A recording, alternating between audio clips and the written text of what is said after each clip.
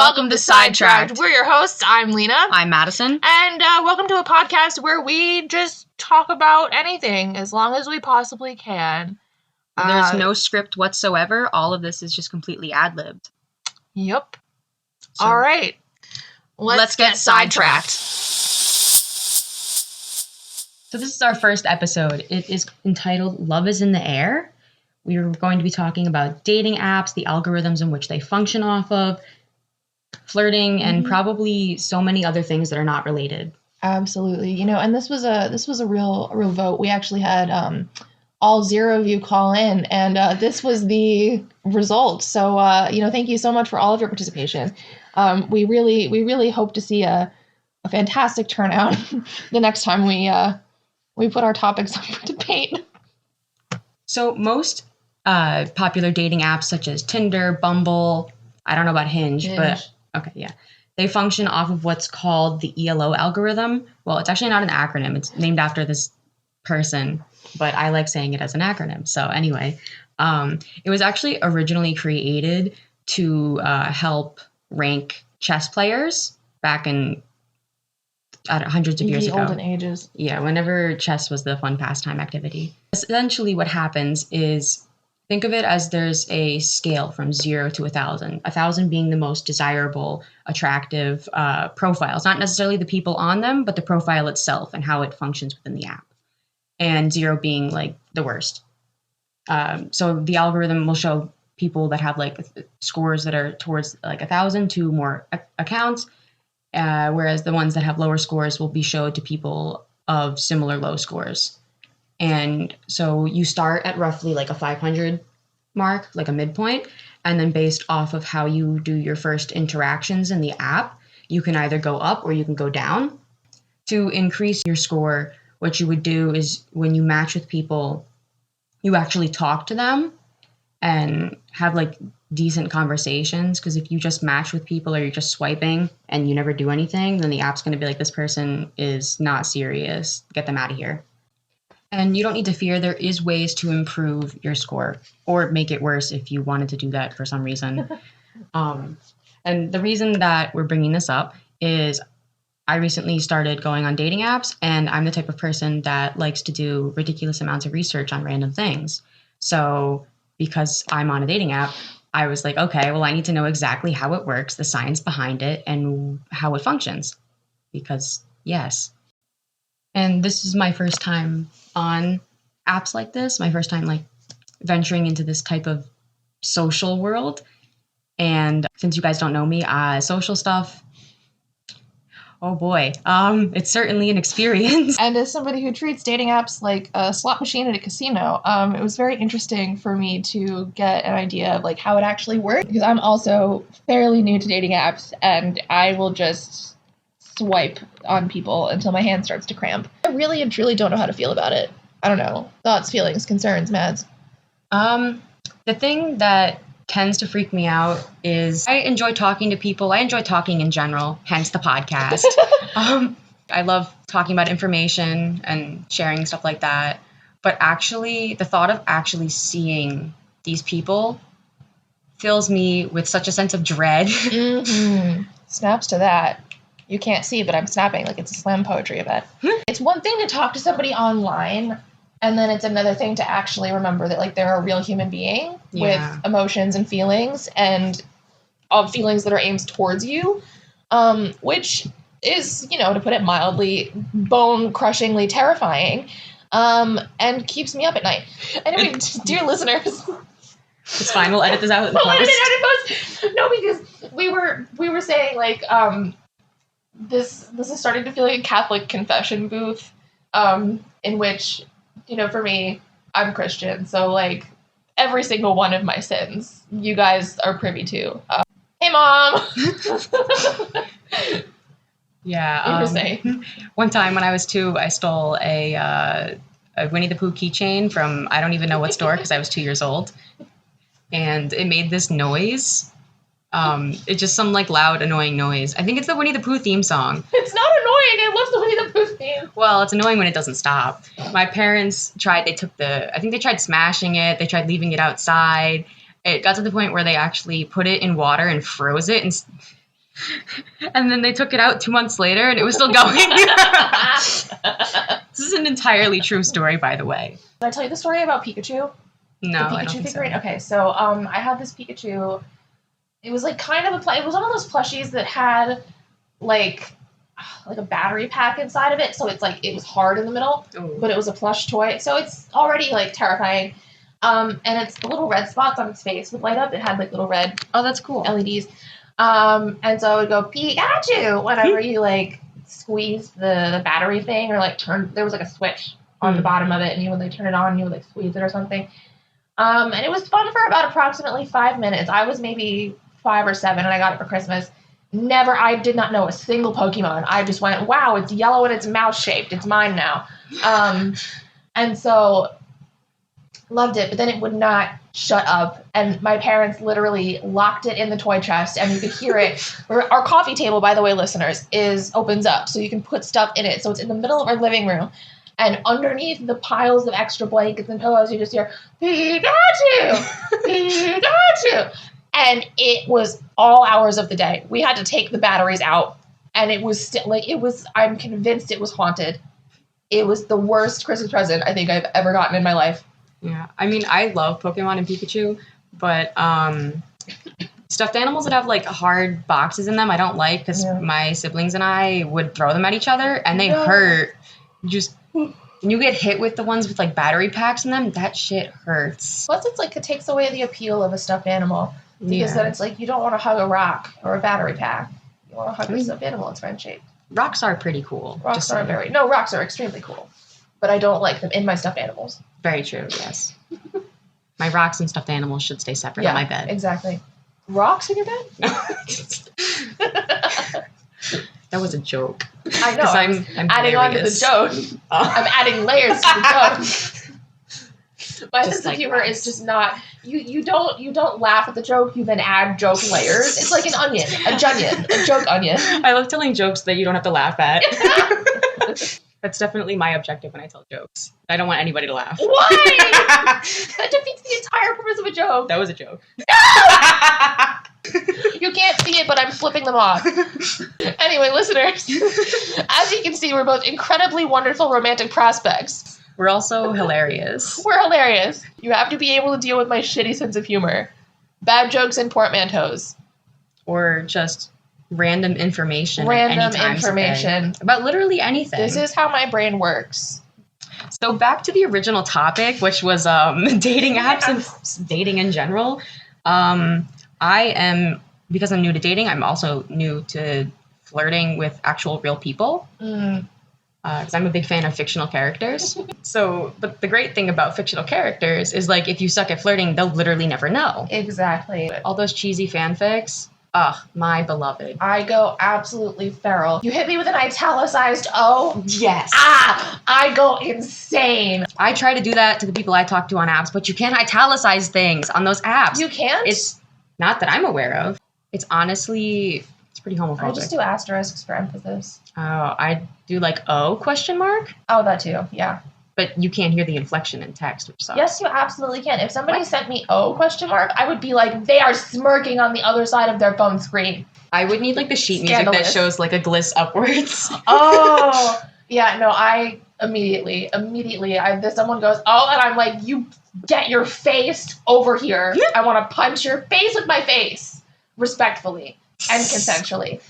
Currently, my main form of flirting is treating it like a running joke.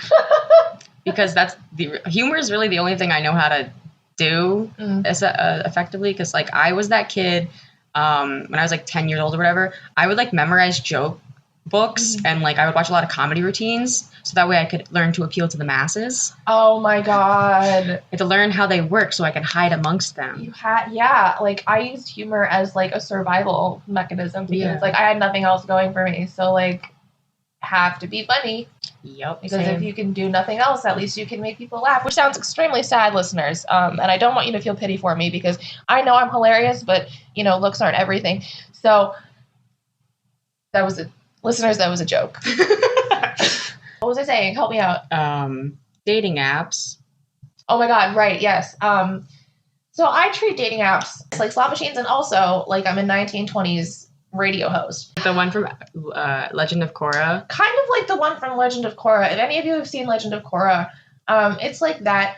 It's also kind of like every male lead in an old Hollywood film that like sidles up to a woman and goes, "Fancy a light?" and they have like a freaking cigarette or something. Or they like sit on the chair with their legs crossed and their arms spread over the back. They lean against the wall. That's the lean against the wall. That is the vibe that I'm going for. If you've met me, you know that I do not give off that vibe at all, which is why I enjoy dating apps, because I can pretend. I tend to use I have to make a persona specifically for flirting. Yeah. That way I can just go into that role. And then it's not me doing it. Exactly. It's Madison 2.0 or something. Exactly, exactly. It's not me doing it. It's the smarmy radio host that lives in my head at all times. Exactly. And just comes out and talks to people. Although mine is more of a combination between Anthony Bridgerton and was somebody funny. Somebody funny. Yeah. That's the other person, that funny person. Yeah. So like I switch between like I'll call the person a loser, affectionately, of course, as a joke. And then at the same time they'll be like, "Oh, do you promise?" And I'll be like, "I swear it." Like some sappy motherfucker. Yeah. That's just banter though. That's just how that's just bantering. Well, I love that. That's just I'm a big fan. Yeah, 10 out of 10. Banter, great. I also, when I'm not trying to be a radio host in my spare time, I also really enjoy, like, what's the thing? I can't articulate any of the things that I do because my experience is limited to, like, 1.5 people. Don't ask about the half. It was a time. So when I'm talking to people on dating apps, there's a certain group of people that are very much like, "Oh, I love your aesthetic. I love your vibe. Let's like get a cottage in the woods and get like 5 cats." And I'm down to get a cottage in the woods and 5 cats. But also, I don't want to talk to people about hypothetical cottages and stuff. I want to talk to them about things that they actually care about. And if it's just sending like videos of adorable baby animals, I'm like, I don't know anything about you as a person. I like to just, because like when I like people or I like talking to them, I like to tell them about the things I like because they bring me joy. Yeah. So I try to spread the joy. So dinosaurs, Bridgerton, Pride and Prejudice, or sharks. I'm a big fan of sharks. They're really good. Yeah. They're so cool. Have you ever seen their skin under a microscope? No. It literally looks like chainmail. What? Like, or more like overlapping. They're kind of like jagged, almost like triangle-y shapes. They almost look like shark teeth, actually. And they're just like, they are like netted together like chainmail. And it's so cool. I want to pet a shark so bad. Would it feel like chainmail? It would feel smooth in my mind. Really? Like, because it's microscopic when they look like that. And like our skin cells microscopically look like a bunch of little like balloons. Like if you took a regular balloon and filled it with water and just dropped it on the floor, that's what your skin cells look like. Fun fact, I took bio. There's research behind this. I don't know. I feel like sharks would feel like sandpaper. I imagine them feeling similar to how like cat tongues feel. Yeah, but they're in the water. They're going to be covered in water. Because like I'm assuming, so sharks are part of a cartilaginous fish family, which includes things like stingrays, manta rays, skates, sawfish, all that kind of stuff. And I've pet stingrays, and they are just like really smooth. Yeah. So I would assume because they're in the same family that they would have a similar feeling. Huh. I don't know. I expect sharks to feel like wet sandpaper. I don't know why. Yeah, but like maybe in a good way. Like a high grit sandpaper. Because like the higher the grit, the smoother it is. Maybe. I learned that from car stuff. So if you guys are not aware, there's actually this cool thing that you can do when you're like texting or doing other sorts of like verbal communication. Not verbal, like written verbal. I mean, you could do them out loud too. I mean, I do that. And it's basically a way, it helps neurodivergent people, or even just for clarification sentences in general. It labels the tone, or it informs the reader of the tone that the person is making the text in. That way, there's no question about whether or not somebody's writing something sarcastically or not. They just do /s and there you go. And like that's one of the more common ones, /s/j. J is joking, S is sarcasm. And like you can look up the rest of them. There's like a whole list. And it might be a little overwhelming because there is a lot of them, but because you use them so much, or like because they get used a lot, they're pretty easy to memorize, or they just fall into your memory. Yeah, and not all tone tags I feel like are necessary for every single instance. Yeah. I don't use them all the time, but I'll use them when I feel like it needs like extra clarification. Sometimes I feel like my tone can be, noticeable, and I don't use them for verbal communication as much as I do for written communication. And I don't use like multiple tone tags very often. I just kind of try to stick to one because I'm like, okay, what's the gist of what I'm trying to say? Because I don't know if tone can be easily interpreted in like levels of intention. Like, yes, it's joking, but it's also lighthearted, but it's also like, not mad or not directly at somebody. Like, there's like a million, like there's a few ways that it could go. So I usually will just be like, oh, it's a joke and it's lighthearted, or it's a joke or just a joke or something like that. I usually don't have to use any more than 2. Yeah. But and so a lot of them, they can, I mean, they're also quite general, but they're the whole, obviously, like with the complexities of language, you could talk about literally anything in any way. So there's a lot of range that they have to cover. But most of the time, you're going to see like the /pause, which is positive, /neg, which is negative, and stuff like that.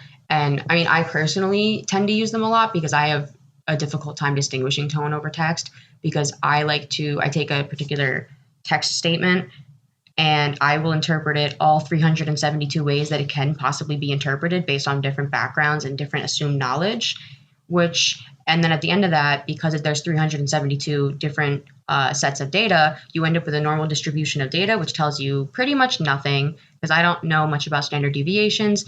All I know is that it becomes tautological. I just try and use context clues, But what if their context is different from mine? But if you're having a conversation with somebody, you glean the context during the course of the conversation.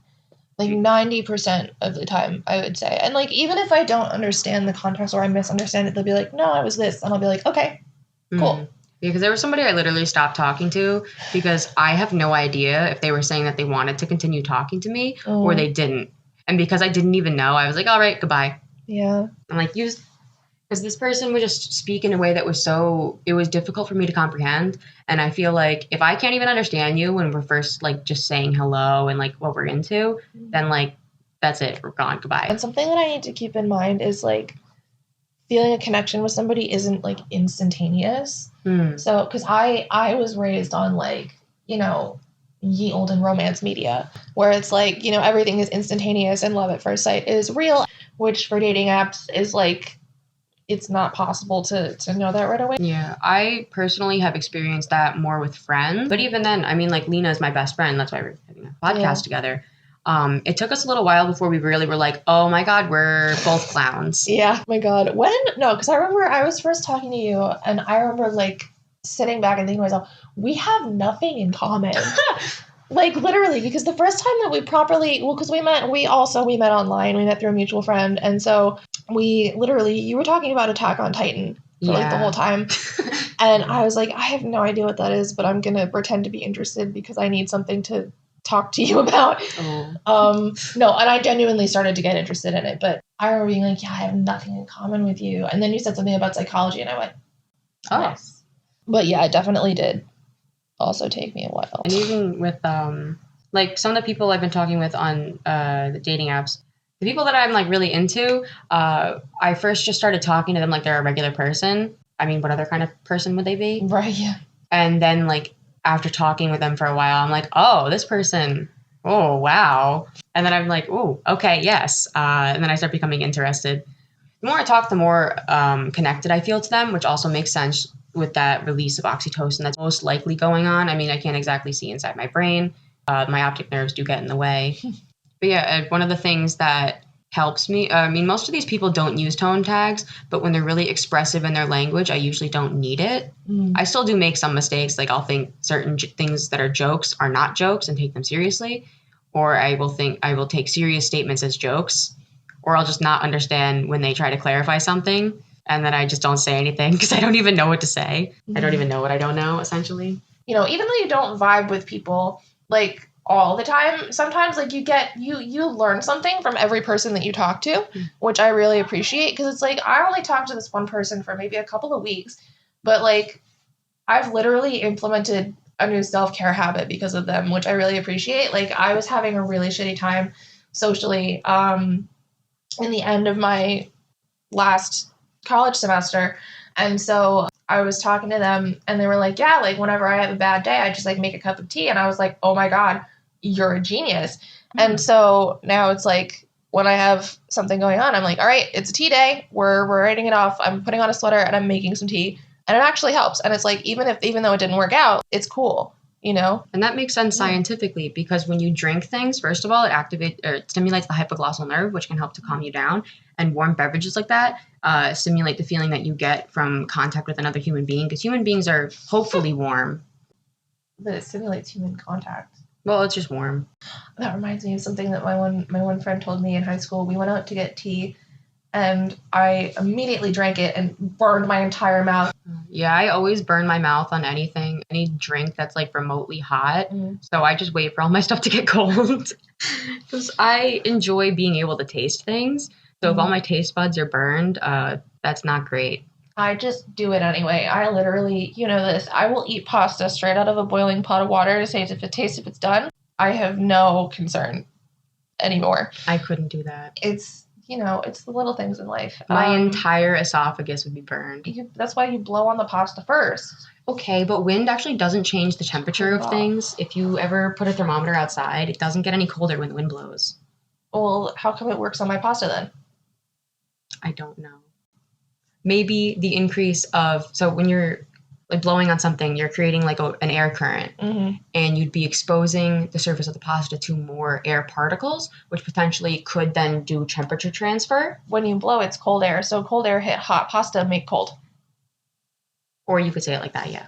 I'm not the type of person that always needs to be right. I just normally am. I'm not trying to sound conceited at all. I just I do research on stuff all the time, and I've taken a lot of like the basic science. I'm really into science. And like that's literally, I build how I understand the world through science and how things work.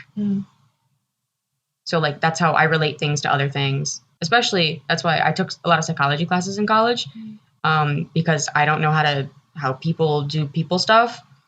So when you take psychology, they're like, yo, this is how people work. This is why they do these things. And then I was like, oh, now I know how to pretend to be a person. That makes so much sense. Gotta pilot the meat suit somehow. Exactly. Especially social psychology. Because in social psychology, there's these 5 core social motives. They're put into an acronym called BUCKET, but the K is not actually in the acronym. So it's B is for belonging. So you want to feel like you're belonging to whatever your social group is. And when people don't, they're motivated to go and seek belonging. So that's why you find people joining all these sorts of like Facebook groups for like niche things. After the B comes the U, which is understanding. People generally want to feel like they understand their social situation, like they know what's going on around them. They're participating in like a sort of like group information or something. The next letter is C for controlling. People want to feel like they have control over their social environments. Next would be E, which is enhancing self, which I feel like that's kind of self-explanatory. And then the T is trusting others. People want to feel like they trust the people around them. People are all motivated to seek these needs out. And this is backed by decades of social psychological research. You can look this up. I don't have the articles pulled up because this is all unscripted. This is purely from my memory. So also when you have this sort of foundation of knowledge, it can help you to understand why people do things, which is, again, why I love psychology, because people don't make any sense to me because I do things in my mind differently than other people. At least that's how it comes off to me. So for instance, all these people are out here on dating apps, even people that are just on there for hookups, they're still looking for that type of human connection, even if it is relatively brief. Although I feel like dating apps, even though it's a means of connection, I do feel like it's become very superficial. I'm the kind of person that wants to have like long ass conversations. Yeah. Like being able to talk to somebody for extended periods of time and not get socially drained. That's the best. It's great, but it's like it's important to be able to not feel like your social batteries dying when you're talking to somebody. Yeah. Which I think because of the volume of people on dating apps, it's very easy for me to get overwhelmed. And then what I get out of the interactions is spread so thin because I have all of these people that it's like, it doesn't feel genuine because not only are you not getting that visual input from them as like human beings, Oh, yeah. you're not getting time to talk relatively in depth. And another thing, when something that happens in the brain when you're talking to another human being and you really feel like this person understands me, they get me, we're on the same wavelength right now. It actually releases oxytocin in the brain, which is the bonding love hormone. It helps you feel closer and more connected to people. It's also produced in people after they have sex. It's also produced in mothers when they're breastfeeding to help, or just people when they're breastfeeding. It helps build a connection between the parent and the baby. And it's mutual on both sides. And here's the thing, listeners. I describe feelings strangely. I feel like it's one of those things where it's like, I see things so differently. And people are like, no, you don't. You're fine and normal. But I'm not like other girls, listeners. I'm different. I feel like I have to use like 10,000 metaphors to explain the emotions that I'm feeling. So it's like, I can't just say that somebody makes me feel like happy and comfortable. I have to be like, wow, I literally feel like I have a can of soda in the middle of my chest, like, and you shook it real hard. That's a good one. Yeah, I'm new to feeling emotions because I'm newly on meds. True story. So I have not felt some of these things since I was like in elementary school. So I'm like, what the fuck is this? Why do I feel like I'm gonna explode, but like in a good way? Yeah. Like I feel like the soda can that somebody has shooken up, and I'm just like, oh my god. Explode. Yeah. But like, what feeling is that? I don't know. Exactly. They're not labeled in my brain when my brain's like, oh, chemicals. Yeah, no, I have no idea what I'm feeling. And for me, like most of it, it's so weird for me to experience feelings that aren't covered by like layers of anxiety. Yeah. You know, when I was first on my meds, it felt like there was like a thing that was lifted, and I'm like, wow, I can feel the feeling without feeling anxiety first, and then having anxiety like take over and like eat the other feeling. Yeah. Because it's like, you know, I would feel, you know, hopeful and excited and like there was a connection, and then my anxiety would be like, psych, bitch, get the fuck out. Yeah, for me, my anxiety would like stop me from even seeking people out because I have really bad social anxiety. So it's pretty hard to make friends and date when you are afraid of people, because generally people date other people. Yeah. Hopefully. Listeners, please date people. Date alive people also. Date people that are like age appropriate. Yeah. Age appropriate, consensual relationships with alive, warm people, please. Also, with like emotional connection, I feel like for me it's important to have an established baseline thing. Yeah. Not necessarily friendship, but at least like a rapport with somebody before I can feel attracted to them. Like I have to know them in some way. Like the last time I really had a crush on somebody was like my stand partner in orchestra. So it's like, but like we had that in common and we saw each other all the time. So it's like it was very easy to like have that connection. And it's like if I meet somebody on the street, the likelihood of me being like, hey, wow, I want to take them out for coffee, like is next to zero. Like I have to be able to talk to them and have something in common with them first. Yeah, like for me, because I've literally been on dating apps for less than a week, and because I'm new to them, I don't quite know how they work. So the first thing I did was I swiped and swiped and swiped until it was like, oh, you ran out of likes, and I was like, oh, okay. And I'm truly not trying to brag, but I got a ton of likes, so then I ended up with a bunch of matches. And then there was like 30 freaking people in my DMs. And I'm like, this is too many people. Please shut up. Who are you people? I don't even remember you. And like, there's a few people where I made some like good conversations, found some cool people. But some people are just bad at talking. And like, if you're boring, I have a really small attention span. So if you're not like shiny and sparkly, you're going to lose my attention pretty quickly. And it's very hard to read things over text. Like I can understand inflection with like exclamation points and question marks and stuff. Yeah. But anything else is very tricky, and it all feels very superficial to me. Maybe this is just because I'm a cynic and love listeners. I'm a sap on the DL because like I think all the sappy bullshit on the inside. I usually don't allow myself to like think it any louder than like how it's already kind of like a baseline feeling, because like then you can get like rejected, and that sucks. I would honestly rather avoid that. And I thought that was what I was going to do for the rest of my life. And then my friend made me a dating thing, and then I found some cool people. She really kind of just kicked me into the deep end, but I'm a good swimmer, so It's great. That's fine. Speaking of superficial dating, there is actually, I got a commercial for this. When I was researching the ELO algorithm, and it's called S'mores, I think. Oh, S'mores? yeah. I heard about that. Yeah, and it's like this dating app in where you talk to the person for a while, and then you can, like, I think based on the conversation that you have or how frequently you speak, you, like, level up. And when you level up each time, their picture unblurs, so you know what they look like after you've talked to them for a while, which I feel like could be good. I'll do my thoughts, and then I'll do, like, what I know from psychological studying. So, like, personally, my fear would be that people would talk for a while, and they'd be like, wow, this person's so cool, and then they see their picture, and they're like, oh, I don't like them. Yeah. So then, like, you have, like, an established connection, and then you're like, oh, sorry, I've seen you, I know who you are as a person, and I don't like you. And that hurts a lot.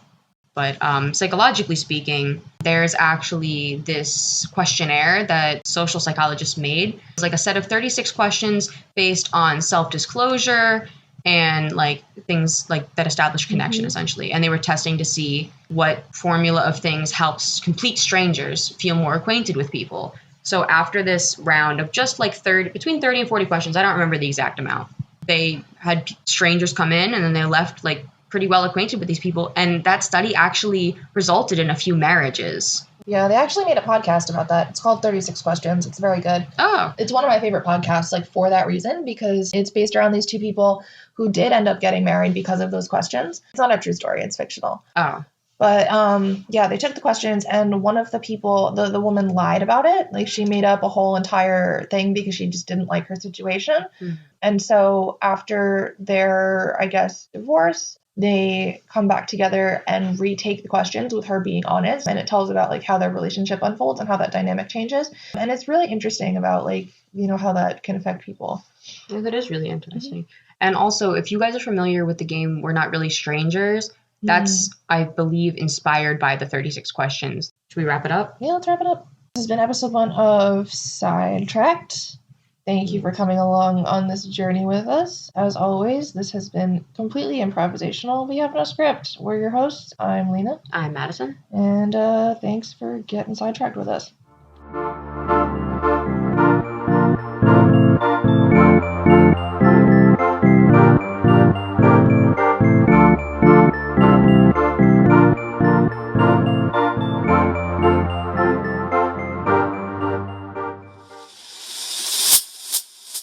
Are you tired of superficial connections in an increasingly modern world?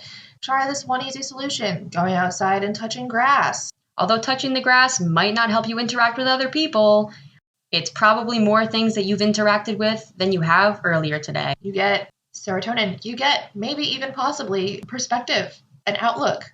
You get to look at some green stuff, too. You really and truly do. Research has shown that being outside in nature is really beneficial to mental health. That's true research. You can look that up for psychology stuff. Exactly like that. Type it into Google. Yep. Humans do tend to have, I believe it's called a quiet fascination with nature. And yeah. Wow, this is a long ad. I'm so happy for our sponsors that they're getting this much runtime in our show. Touching grass. So episode 1 of Sidetracked Go do it. is sponsored by grass.